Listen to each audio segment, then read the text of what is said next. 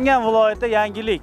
Chunki To'raqo'rg'on tumanidagi joylashgan mana shu adirliklarda keng ochiqlik maydonda atirgul plantatsiyasi tashkil etilmoqda. Bu plantatsiyaga juda ham keng maydon ajratilgan bo'lib, bu hududga elektr ta'minotini tortish hamda maydonga suv yetkazib berish uchun alohida ishlar ketmoqda. Bugungi jarayonlar mana shu haqda yoritamiz. Ketdik, tanishib chiqamiz. Bu jarayonlarni to'g'ridan-to'g'ri mana shu kranlarimiz orqali amalga oshiriladi. Sababi bu joyda texnikalar o'rni juda ham beqiyos. Hozir mana shu kranni eng asosiy boshqaruvchisi Ma'rifjon aka bilan suhbatlashamiz. Ma'rifjon aka, ishlar qanaqa ketyapti? Yaxshi. El xizmatida. Bu joylarda ishlash qiyin, to'g'rimi?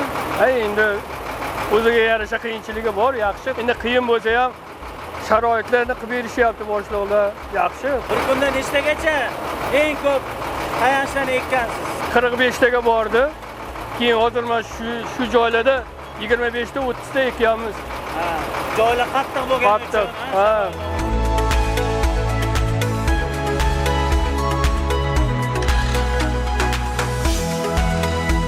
To'raqo'rg'on elektr ta'minot korxonasi xodimlari tomonidan gulchilik plantatsiyasiga rejalashtirilgan havo tarmog'i qurish ishlari bajarilmoqda. Ayni vaqtda biz havo tarmog'i qurish uchun temir beton tayanchlarini tiklayapmiz.